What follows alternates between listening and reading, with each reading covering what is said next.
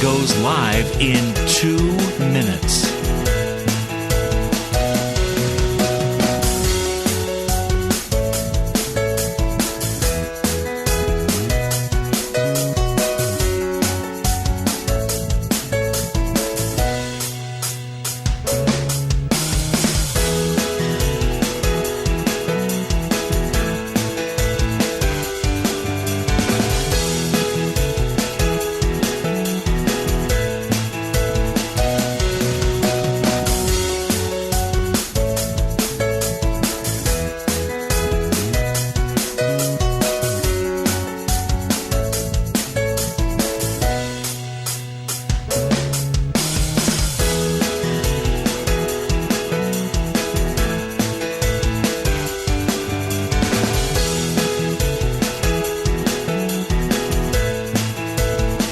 Lynn Cullen live in 1 minute.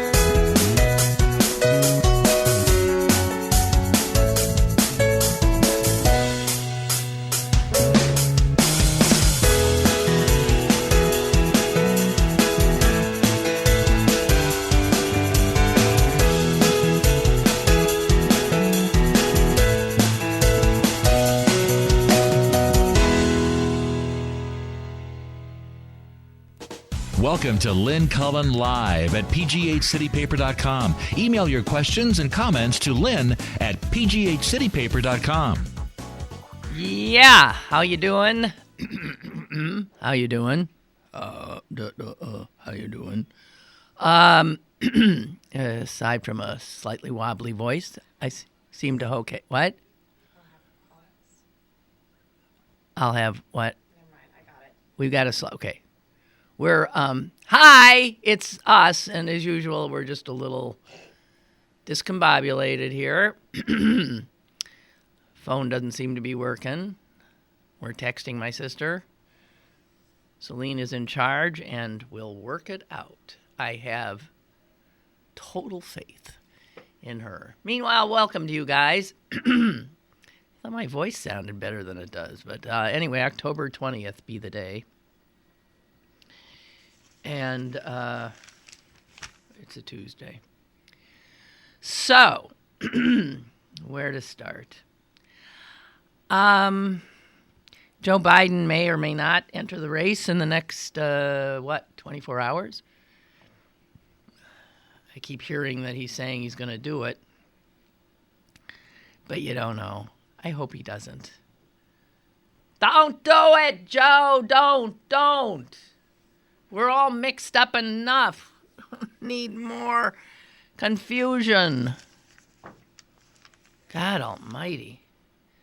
And then did you see the latest polls came out and all those people who were saying, Trump has peaked. He's coming down. Well, guess what? Latest polls, he's on the rise again. So that's a lot of, you keep seeing the establishment, both in media and in political circles, trying to say that he, he's imploding, he's done, he's finished, we don't have to worry about him anymore. They've said that on more than one occasion, and he keeps confounding them. The latest polls, got him here somewhere from the Wall Street Journal. It is their poll. In cahoots with NBC. And it shows that in the last about 3 weeks or so, that the only Republicans who have increased their support have been Donald Trump, Ben Carson, both still heading up, and only one of the establishment candidates also showing some growth. And he is in number 3 position. And I think increasingly he's somebody that's going to be taken seriously because of all the established characters.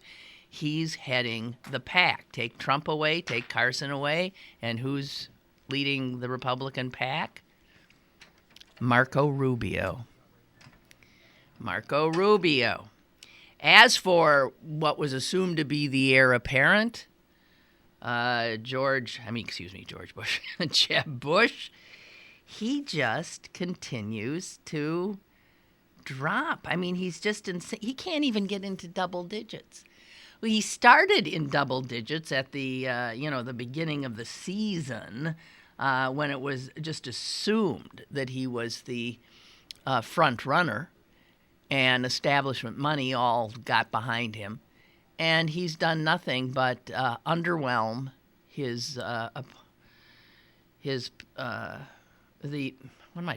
underwhelm the Republican base.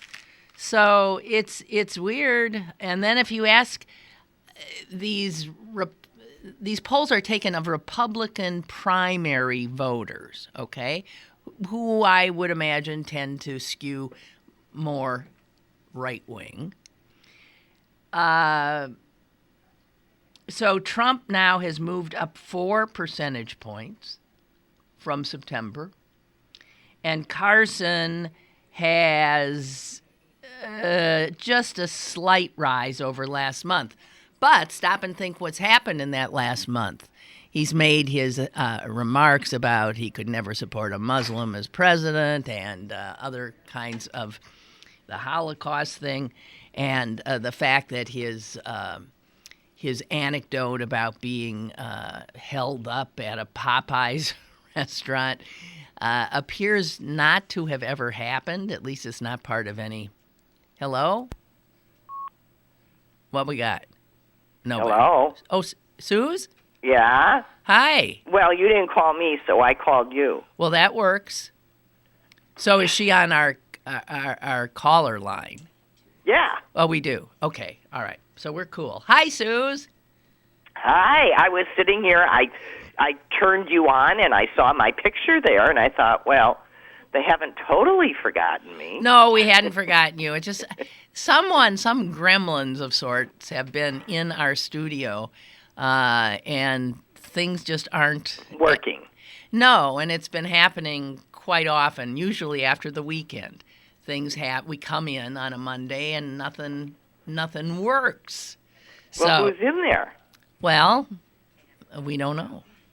And, and nobody's copping to it, or you come in and, one of our mics is missing, one of the chairs is missing. It's a free-for-all up here. Everybody grabs what they can. Although I don't believe we've ever gone and somehow pillaged another studio. I was just talking about the Republican polling. Yeah. And it's just amazing. I mean, everybody was telling themselves that Trump had plateaued and was coming down. He's not. He's continuing to increase. I know. His support. And I'm getting increasingly fascinated by his facial expressions, like his serious face, which is it's a total cartoon. I mean, he's just, I don't know. He's grotesque looking. He's grotesque. I mean, what I can't stand about his face, excuse us while we just go into... Why we have serious discussions about the substance of the matter. Yes. But we are American voters after all, yeah. And this is what they care about. I know. His mouth. Oh, it is his mouth, and he holds it in the stupidest way. It's too small. It's way too small. It's and about he curses it all the time. Yeah, and just makes it smaller. Right, makes himself look like a prissy bully. Yeah, so he's got this tiny little mouth, which he makes smaller by the way he holds it. Right. And what's amazing is that this big mouth has such a small little mouth. And between the mouth and the hair, I mean, all you'd have to do is put those pursed little lips in an oval and put that hair on top, and right away, you got Donald Trump. He'd be a good pumpkin carving face. Yes, he would. Yes, he would. But, what's interesting about this polling is that the three people who are in double digits for the Republicans are Trump, number one, Carson, number two, and Marco Rubio. He's the only one who's established who is moving up in the polls. And, which must just drive Jeb Bush insane. Well, the thing is, though, I don't think we can blame this all on Trump. People don't like Jeb. I don't know whether it's because they just have Bush fatigue or whether they don't like the serious Bushes. But you know what I mean? Well, I think they don't like him because, first of all, he's totally immemorable. I mean, when he does talk, are you taken by what he's saying? His manner, his demeanor, he's just forgettable. Well, as the Donald says, he's low energy. That's correct. Donald is right. He's low energy. But here's what's interesting about Trump's continuing support.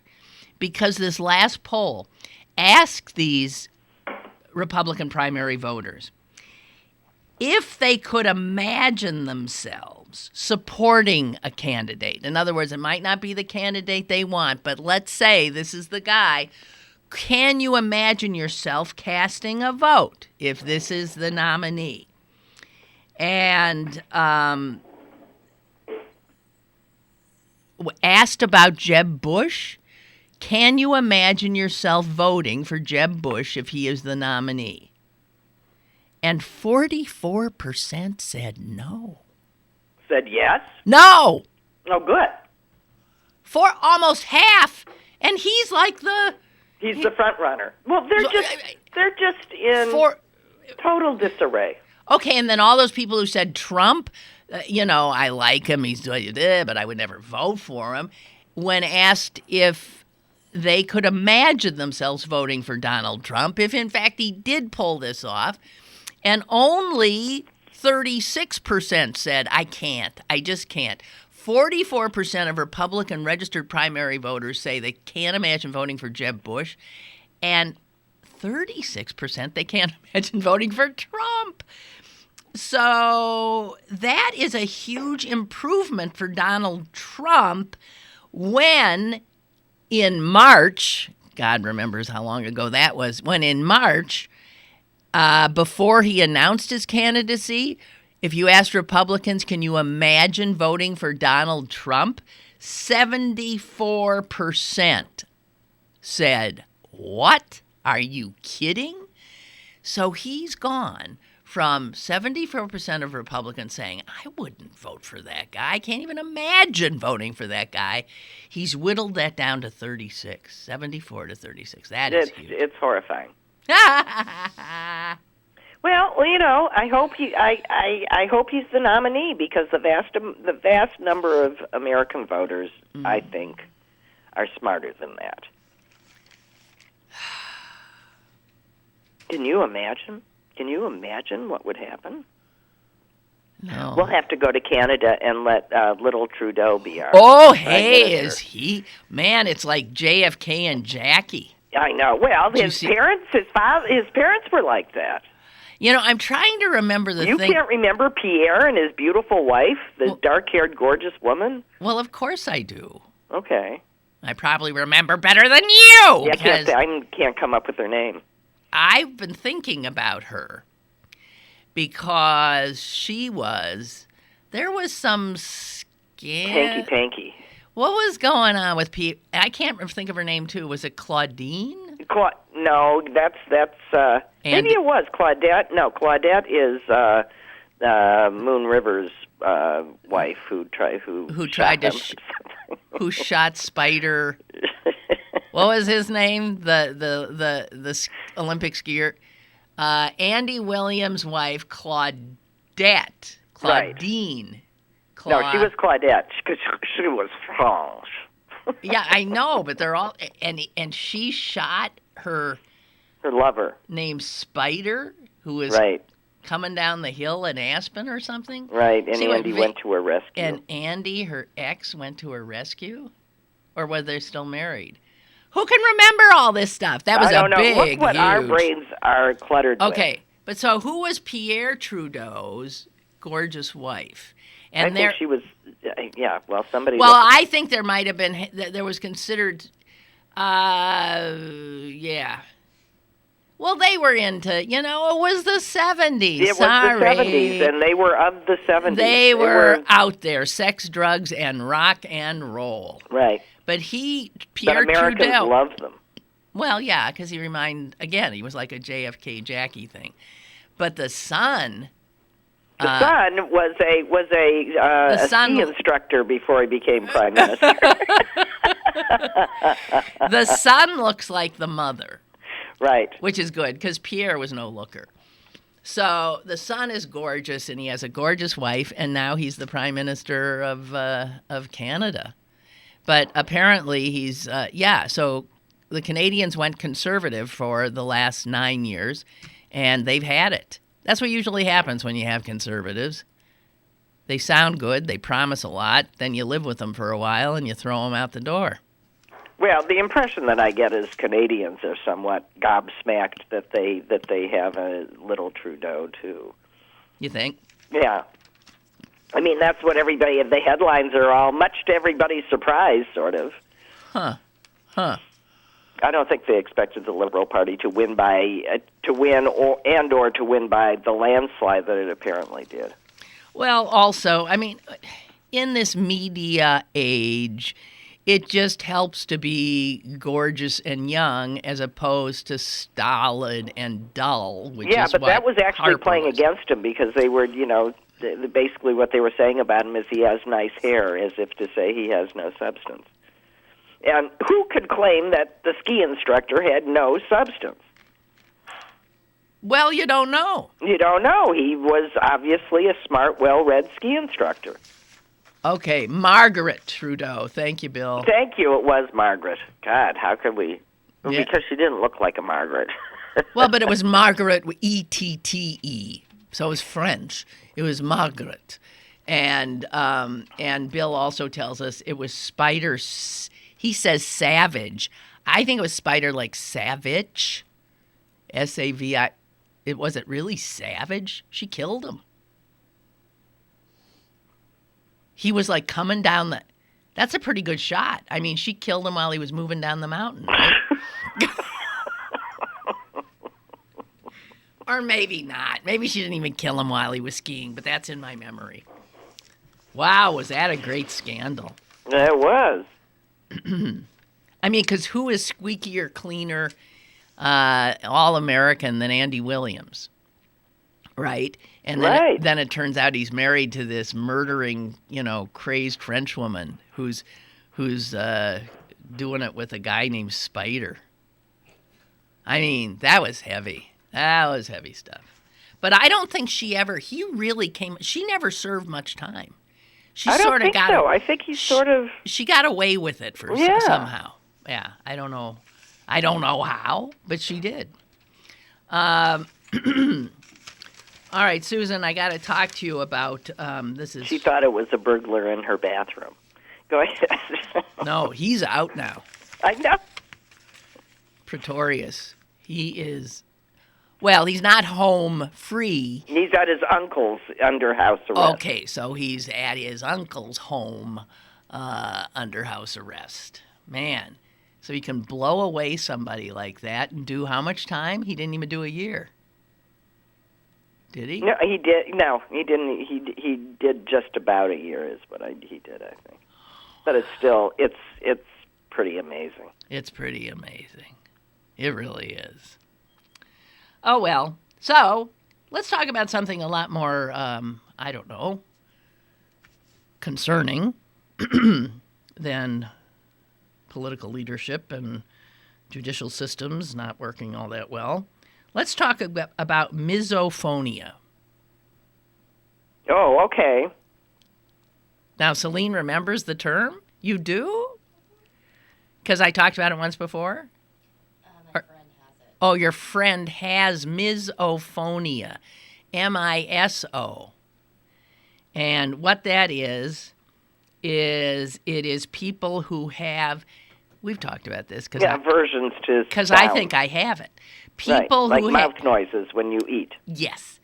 People who have an extreme aversion to specific noises, generally mouth noises, are way. The person sitting next to you on the bus cracking their gum. Ah! If I become almost homicidal. Enraged. Yeah, almost homicidal. Although, you know what? I love to crack gum. But only when I'm by myself.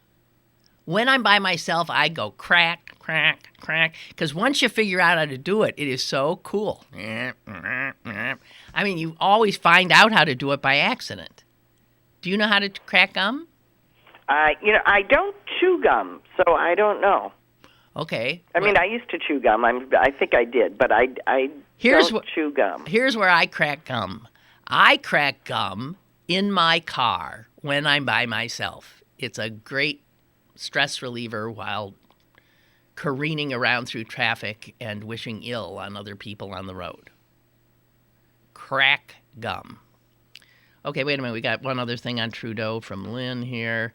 Forgive the spelling. Was her name Madame Trudeau? Come on! That reminds me of the final Jeopardy question yesterday, which I can't now. Oh, your guy got lost right after you were complaining about it. Oh, thank God he's gone. I turned on and he'd lost. He lost. To a one-shotter. I think a one-shotter. Yeah, now Yeah. there's just one-shotters left and right, but which is the way I like it. But the last question was, oh dear, what was it? It was who? It was about a marriage. It was, who won these Spanish actors? Both won Academy Awards and then married not long after. Well, it's got to be Badim and who's he married to? Is it Cruz? Yes, Susan. Yay, me! I win! So, of the three up there, only the woman knew. The two guys didn't know, because women follow that kind of thing more, right? No, it's just the only two award-winning actors that are married to each other, Hispanic, that I can think of. Well, yeah, but why do you know that?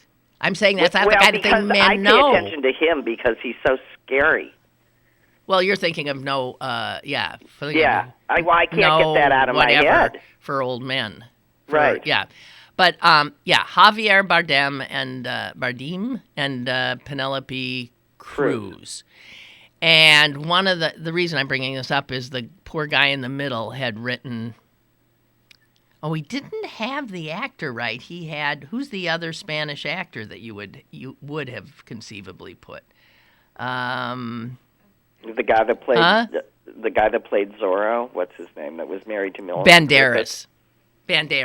Yeah. So both the guys said Banderas, and he had down Antonio. He had written down for his final answer Antonio Banderas and Mrs. Banderas.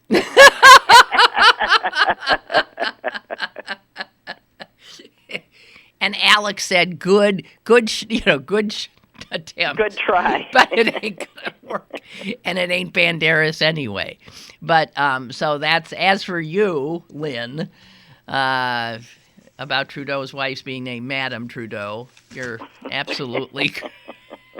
You must have been watching Jeopardy last night. Okay, back to misophonia. I don't know if you have it. It's horrible. And the Wall Street Journal did a piece on it today. And here's what they said. This makes it even more horrible as far as I'm concerned. It says this: if you can't stand the sound of someone's chewing, Does that person need to close his or her mouth, or do you? And the experts, it says here, say you do. In other words, I have to shut up about lip and... Well, you know what Miss Manners says. It's just as rude to tell someone they're being rude as it is. But if it's somebody who, like my son, I mean, if it's your son, then it's your job as a mother to say, listen, you have to eat with your mouth closed and try not to make disgusting noises. Because he has a tendency to smack his lip. No. Certain things he can't help it, and it still makes a noise, I just go nuts. I literally have to leave the room. First, I try screaming, "Stop! You're smacking your lips!" And then I can't. And then I end up having. And they say people like me who literally go insane, we're the ones with the problem. And well, I don't think that's true because I think there's more people like us. No, and if it's some, as I said, sometimes you can't help it. Some foods just make noises, like a chewy caramel is going to create mouth noises. You can't help it. Now, listen, here's the thing. They say people with misophonia have trouble going to movies because if somebody is sitting around them chewing popcorn, it drives them insane. They cannot enjoy the movie. Now, that's true of me, too. However, I like myself having popcorn in the movie. So I don't understand why people don't eat the popcorn like I do. Quietly. I eat it one little piece at a time quietly. One little piece, and you make a rule not to annoy anybody around you, right? Yep. But that's only because we're sensitive to the noise. I mean, everybody in my whole family is sensitive to the noise. In my family, that I grew up in, and the family that I spawned. The family that you spawned? Yeah. Well, all right. Yeah, I guess you did. So it says that misophonia might, in fact, affect 20% of the population. Oh, that's low. I don't know, because it has to be to the level where it's a dysfunction. Yeah, and it gets in the way of relationships. Right. And in fact, there's a current debate in medical circles right now about whether it should be considered a psychiatric condition, like I need another one. Huh? They say people who have it tend to also have some other issues. Yeah, well, so should I be worried that my daughter has taken to wearing earplugs when at home? Yes. Oh, dear. Or should I appreciate that she's trying not to kill me? Because, and what noises are you making that drive her crazy? I don't know.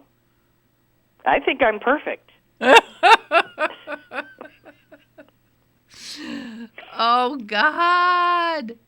But you know what? How do they get people to do this? To do this article, they personalize it, and I'm looking at a picture of this poor woman who suffers from it, and she looks like she's suffering, and she's at her breakfast table, and her husband is slurping something, you can tell. So there they are, the Robinsons, Christine Robinson and Robert Robinson.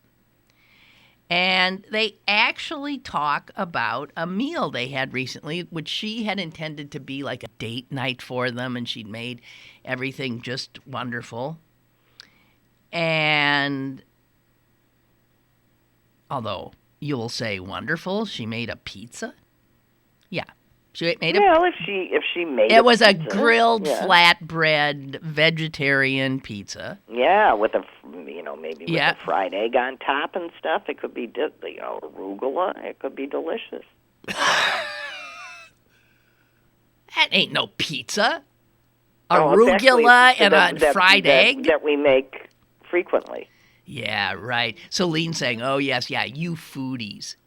Just put some pepperoni on it and a mushroom." You know what I'm saying? Well, no, I'm actually a purist. My favorite is just a plain old pepperoni pizza on a thin crust. Actually, that reminds me of Celine and I were at this event where we met some of our listeners, and you ordered me I was starving, and you said here, and it looked like it was. I tried not to show my horror, but it was like lettuce. So now you tell me. Now I tell you. It was like arugula on top of. I thought, what the? That's not Arugula. What did I say? Arugula. Well, how do you know it's not arugula? I don't know. You think it's arugula? But is that what it was? She got you. It did have a arugula. CC pizza. Yeah, and They're good. but she paid for it, so it's cool. Well, good day, Celine. And guess what? I ate it because Yeah. I was hungry, and it wasn't bad. But No. I mean, I just don't think of lettuce on a. No, the problem is you go to these places now, and the only pepperoni pizza is like in the kids' menu, and you've got That's to eat right. here an arugula. I know. What's that about? Carton off to me. Our infantile taste. Well, that's okay. I like my infantile taste. So Go ahead. go ahead. Well, here, I'll do. I thought if we were going to talk about psychiatric conditions, the more interesting article today was the one that said that schizophrenia is not treated well by these. I knew by medicine. Right, and by Pills. heavy doses of antipsychotics. That if you intervene with lighter doses of antipsychotics and talk to the person, They'll do better. they'll do much better. And by the way, which they've been doing in Europe and covering with therapy. This is because our health system doesn't want to pay For a psychiatrist. professionals Right. to talk to people. You know, Suze, when I saw that headline, I, of course, thought of your wonderful husband Yeah. and how he would have been very happy to see that article. Well, he would have said, of course. Yeah, right.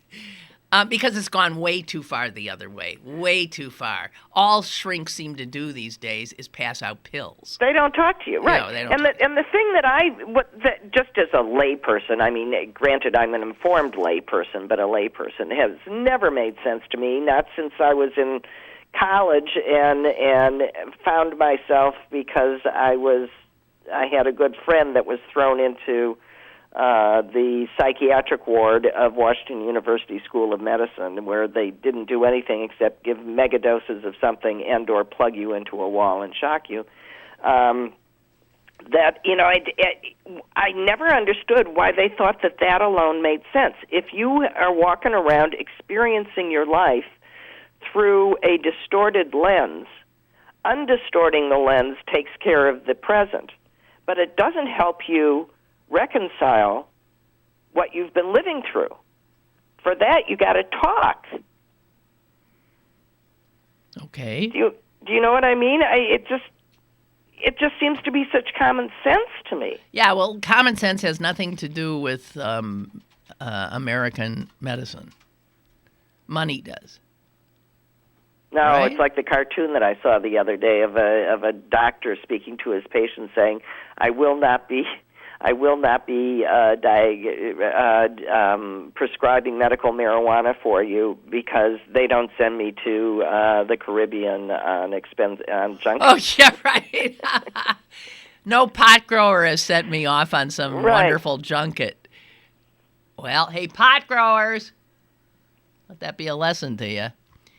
Mary writes, I have misophonia, but the dog eating noisily or drinking out of her water dish does not bother me. What's that about?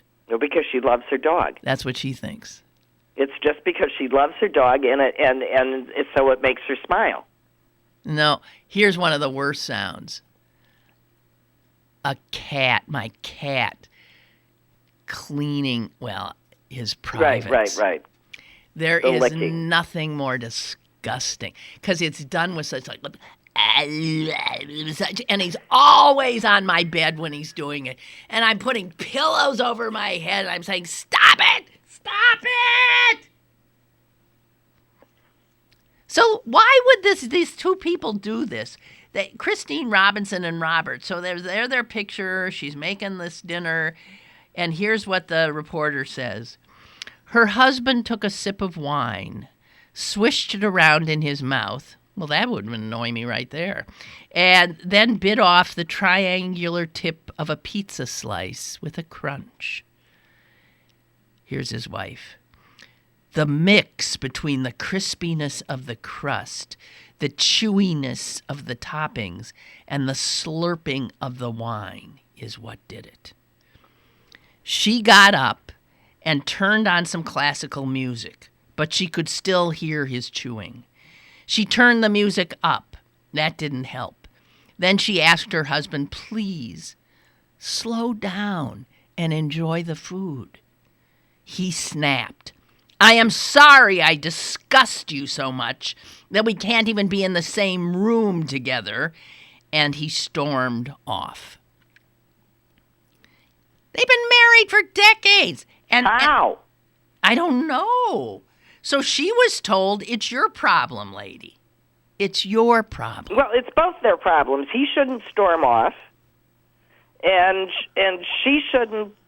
She needs to try and control it.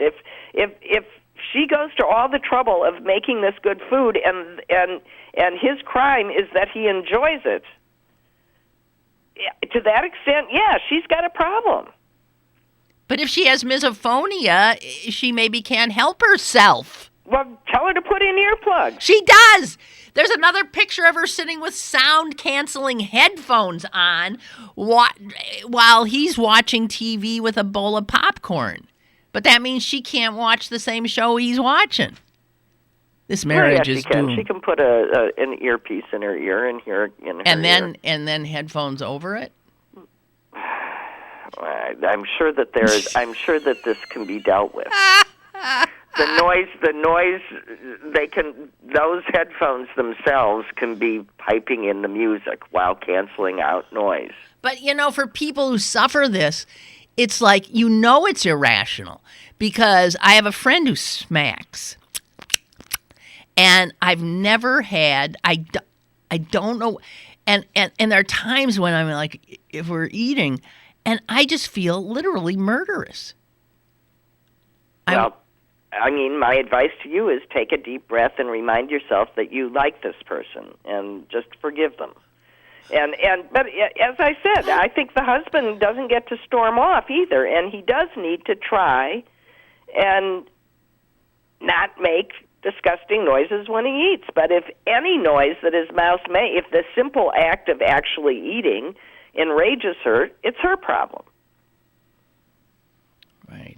Here's Roger. Apparently, I make weird clicking sounds from the back of my throat when in a deep sleep. I often wake up alone. As my wife moves to another room in the middle of the night. My sighing while awake also drives her crazy as well.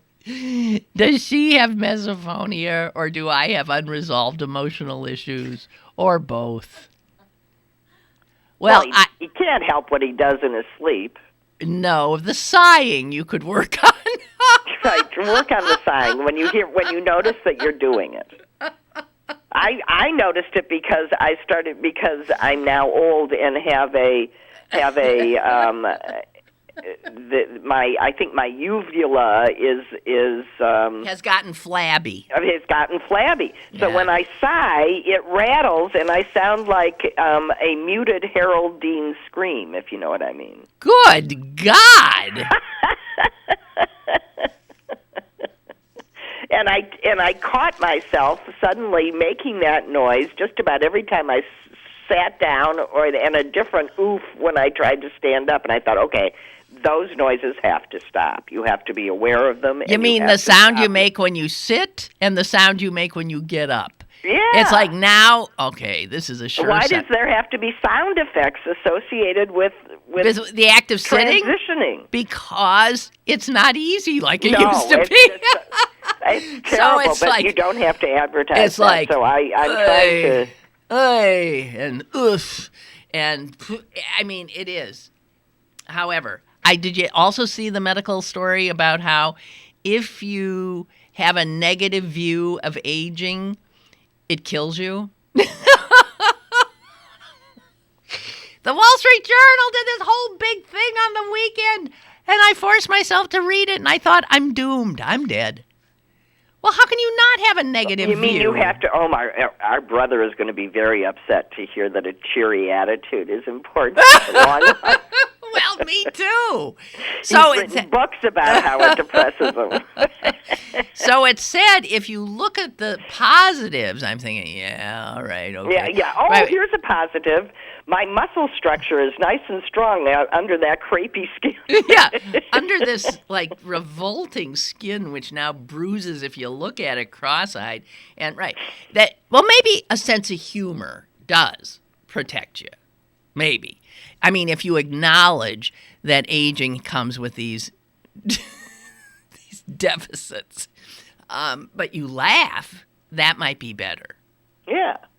But they seem to imply that you look at it like, oh, I can't get out of bed without a lot of pain. Isn't life wonderful? I mean, what are you supposed to do? You're supposed to go, oh, thank God I woke up this morning. That's right. That is what you're supposed to do. It's another day. Boy. It's another day of pain. Yes! But, no, I do think, I mean, but they even, like, quantified it and said that people who had this positive attitude, like, lived 7.5 years longer than people who were negative. I mean, first of all, how do you really know that? That's bullshit. But that a positive attitude keeps you living longer. I have Exhibit A. Wait. Exhibit A. There are all sorts of studies that show that, the more depressed people do not live as long as cheerier people. That is true. It's just better for you. Yeah. So Exhibit A, our mother. Right. She loves life. She does stuff. She's interested in stuff. She's still curious. She's still capable of great joy and laughter and blah, blah, blah, blah, blah. And that's why she's 93. I suppose somebody who's instead like, they don't make it that far. Uh-oh. Well, I think that, I mean, I was going to say something that even I don't disagree with, so I've censored it. that you do disagree with? Yeah, I do disagree with. I was going to, I would say that a general joy of life has got to be better for you, but there's an awful lot of joyful people that die young. So, how do we understand that? That's true. And this is that part of that bullshit that if somebody like dies now, it's their fault. People blame them. Yeah. You blame him. Well, he was very negative. And, he didn't, he's very type A. Ate a lot of beef. Ate a lot of beef. I swear to God, never went to a restaurant where he wasn't ordering a steak. I'm talking about myself.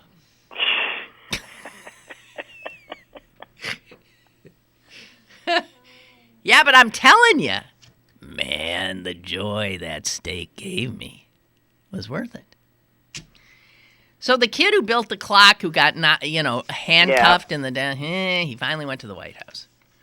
But it wasn't a big deal. I mean, it wasn't a special audience with the president or anything. But listen to this. This kid, since he did that, in the month since, he has traveled to Mecca. He has had a big tour of Google.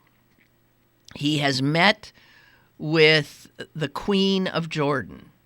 He has met with the Prime Minister of Turkey and even the President of Sudan, where his father is from. And get this, did you know this?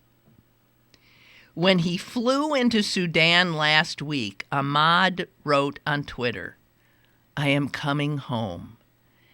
Turns out his father, Mohammed El Hassan, twice ran for the presidency of Sudan.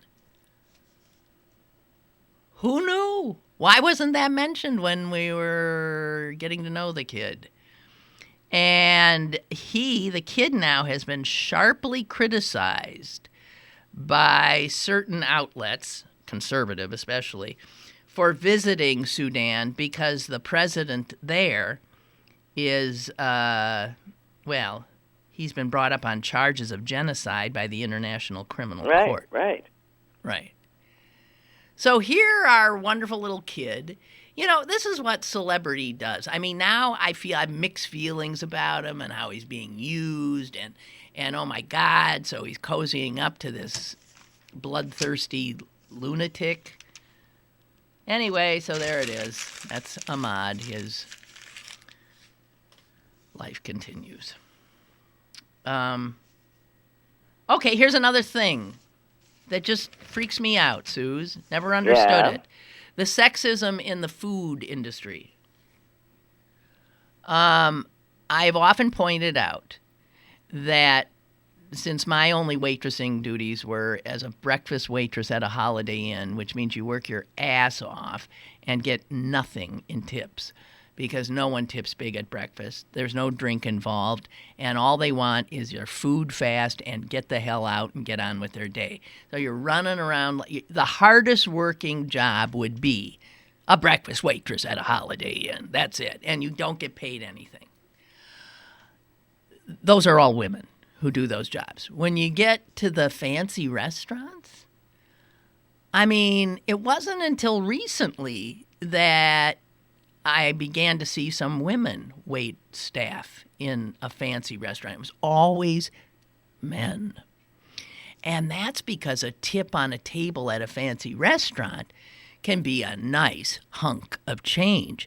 They have fewer tables to deal with, but they're making money hand over fist, okay? And the nicer the restaurant, the more expensive the wine. That's right. So all that money, and it's guys. I have noted that, and it pisses me off. But let's go back to the kitchen. Because the kitchens are controlled by men and have been forever. Whenever you start looking at the chefs who control things, what's the picture you get? Well, you see it on TV. These aggressive, obnoxious white guys. Yeah. Right?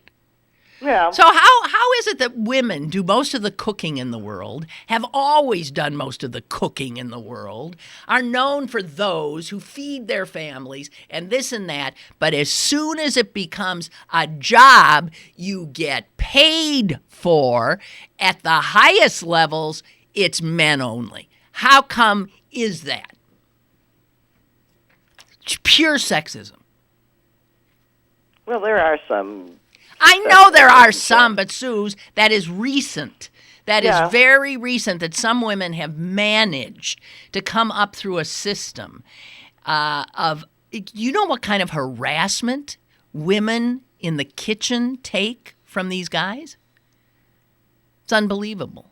Says right here in the New York Times, women chefs learn quickly that if they drop something or need to bend over, they do not bend over.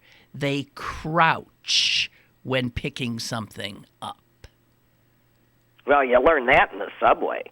I mean, if you want to be assaulted, just get on the subway and, anywhere at rush hour, and that's a free-for-all.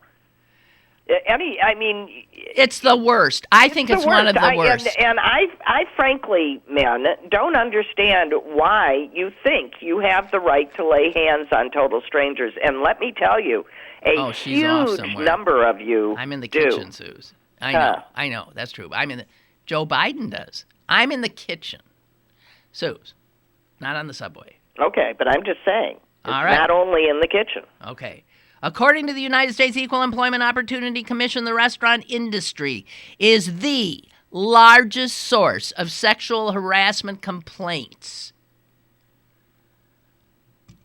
Without a doubt. Well, look at it. When you do have women, where are they? They're front of the house, in the bar, in skimpy little outfits. That's right. And most of those complaints come from front of the house. Right. Go behind the swinging door. Go back in the kitchen. And women are being subjected to all Here. This is the New York Times.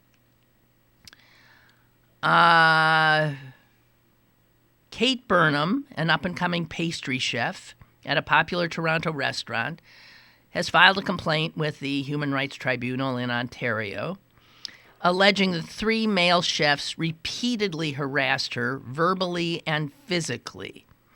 In one lurid instance, she described a colleague reaching through her legs, grabbing her crotch, and holding it while humping her from behind, all in front of her co-workers. This kind of crap goes on. It is next to never that someone in the kitchen, a woman in the kitchen, brings a suit. And in fact, she'd never work again. She did never work again. She's out of the business. But that's across the board. For women that want to pursue harassment claims in the workplace, be prepared to never be employed again. If we think in Pittsburgh, now Pittsburgh's getting a reputation as a foodie town, which just means people are willing to wait for 5 hours to get into a loud restaurant and eat food that, might be good, but I have never found it to be out of this world. Anyway, think of all the great chefs here in Pittsburgh who get attention. Well, Celine, you have friends that are chefs. Celine works in the industry. She knows women, and there's women chefs getting some attention here. But if you ask the average Joe, all they know are the guys, because the guys they own the restaurants, they've worked themselves into positions of authority, and it's how come when there's money to be made, women are all of a sudden nowhere to be seen? That's all I'm asking, and it's pissed me off forever. I still haven't got over the trauma of being a breakfast waitress at the Holiday Inn. Clearly. You, Susan, you have no idea. And the worst, no, I never did that. And the worst of it was the outfit I had to wear. It was yellow, the most sickening yellow polyester with a little brown apron, yellow and brown. And a little stupid hat on my head. And then, wedgies, shoes, and support hose. And I would come home at the end of a shift. Everything hurt. And I was covered in at least 1/4 of an inch of grease. I mean, just stunk to high heaven. Was that the worst? And I had to lie to get that job? What did you have to say? That you had experience being not paid? Yes. I was living in New York at the time. This is summer in between when I was at the neighborhood playhouse in New York.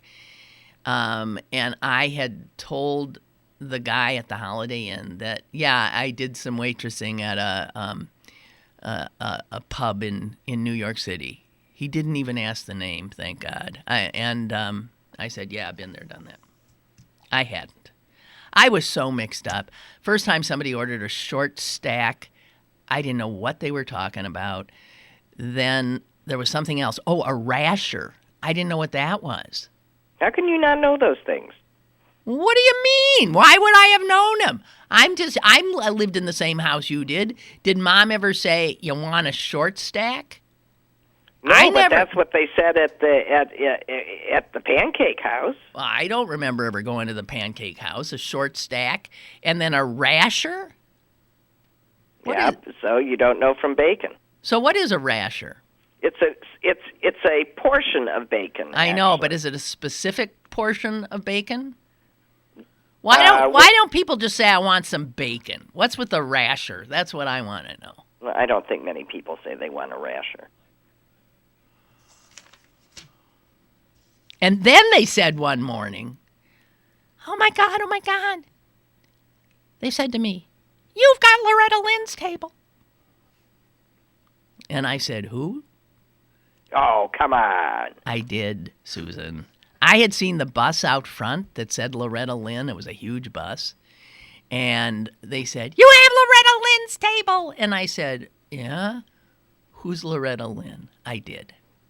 Now, what's the year? 1970. 1970. So she's big, but, country... You didn't listen to country music? Country music hadn't passed over into mainstream, right? Right. Right? And the coal miner's daughter hadn't been made yet. So why would I know who Loretta Lynn was? I ask you. Anyway. Hey, did you... Oh, God. So we only have like 7 minutes left. What? Listen to this horrific thing. Do you know that a child as young as 10 years of age can legally be married in this country? With a parent's permission? No, probably. not with a parent's permission. A parent would have to... A parent's permission gets 15 and 16-year-olds married. But as young as 10, it's a judge who has to sign off. And... well, what judge is going to allow anybody to marry a 10-year-old? A judge in New Jersey in 2006 approved the marriage of a 10-year-old boy to an 18-year-old woman. A judge in 1996 in New Jersey allowed a 12-year-old girl to marry a 25-year-old man. What sort of nonsense is that? Well, if you read I know you can't believe it. The minimum marriage age in most states is 18, but every state allows exceptions. Most states allow children who are 16 or 17 to get married if their parents sign off on it. Well, I'm thinking, was the 12-year-old girl pregnant? I mean... Well, maybe it was something like that. I can understand easier than anybody saying that a 10-year-old boy can get married to anybody. Says even in the case of a girl sobbing openly while her parents sign the application and force her into a marriage, a clerk has no authority to intervene. In fact, in most states, there are no laws that specifically forbid forced marriages. Well, there's been a lot of horrific cases. One that I can remember in the last, probably 10 years in St. Louis, where a girl was murdered by her parents because she was trying to flee them because she was going to be married. Well, that is correct. And a lot of this is coming from communities where it's in the culture. Immigrant communities. But it also identifies, a survey's been done, and it does show marriage in, regular American families. Child marriage or forced marriage occurs with Muslim families, Christian families, especially Catholic, Hindu, Buddhist, Orthodox Jews, and Sikhs. Yep. Also Mormons. And New Jersey data show that 90% of the children married who were underage were girls. And they have trouble getting some of this data. But in New York City, in 2011, a 14-year-old married a 26-year-old. A 15-year-old was wed to a 28-year-old. Another 15-year-old was wed to a 25-year-old. And a 15-year-old girl was married to someone 39. All of those marriages were approved by judges in New York. And a lot of the times parents are forcing these kids into marriage, protecting family honor, or trying to control the child's sexuality. Yep. But as it has been pointed out, marriage is a contract, right? And it should require that both parties enter into it willingly and be adults. And be of legal age of consent. So that child can't make any other contract. Exactly right. And no other contract made by that child is enforceable under the law. That's right. So you tell me. Well, it's still because it's an antiquated part of the law that allows a parent to treat their child as chattel, as property. The woman who wrote this piece is executive director of something called Unchained at Last. It is a nonprofit that helps women and girls leave arranged marriages or avoid forced marriages. Her name is Frady Rice, and all I can say to that is that sounds like an Orthodox Jewish name. Yeah. So she probably started working with Orthodox Jewish women who were being forced into these marriages, but has since branched out into all of these other areas. And she says the solution really is relatively simple. State legislatures need to eliminate these archaic legal exceptions that allow children to wed. It's the only, because it's always at the state level. It's amazing. I mean, you're just dying to know more about how could a judge order a 10-year-old boy to marry the only thing that I can think of girl. is that the judge might feel constricted by the language of the act, such that he doesn't have any grounds to say no. But that wouldn't make sense. If there are no grounds to say no, if somebody comes before you and says, please, then why would you need all the judge has to do is rubber stamp it, then I don't get it. It implies that the judge has the authority to say no.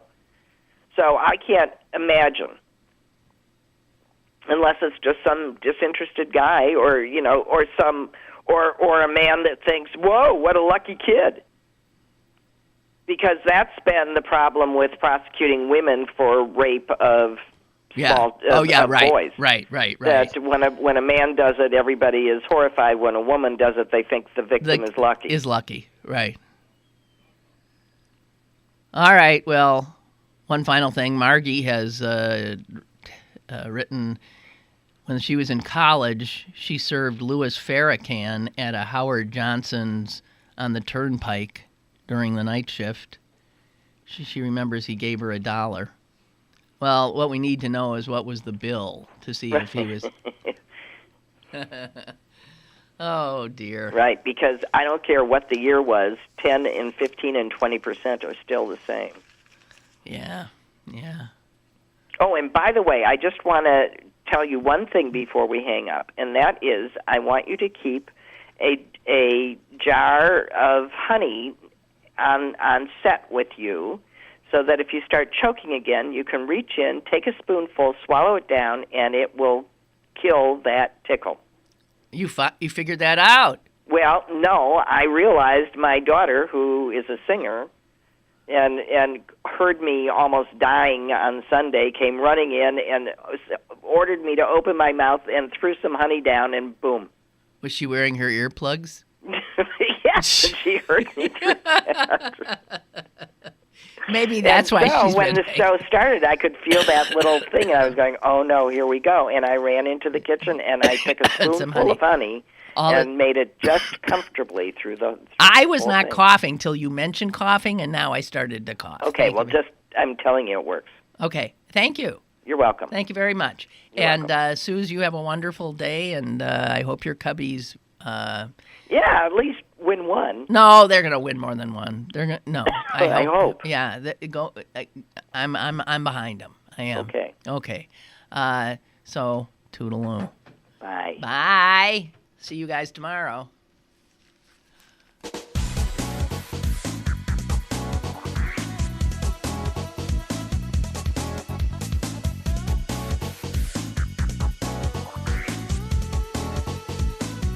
Lynn Cullen Live, Monday through Friday from 10 a.m. to 11 a.m. and archived at pghcitypaper.com. The opinions expressed on Lynn Cullen Live are those of the host and do not necessarily reflect the viewpoints of Pittsburgh City Paper, Steel City Media, and its advertisers.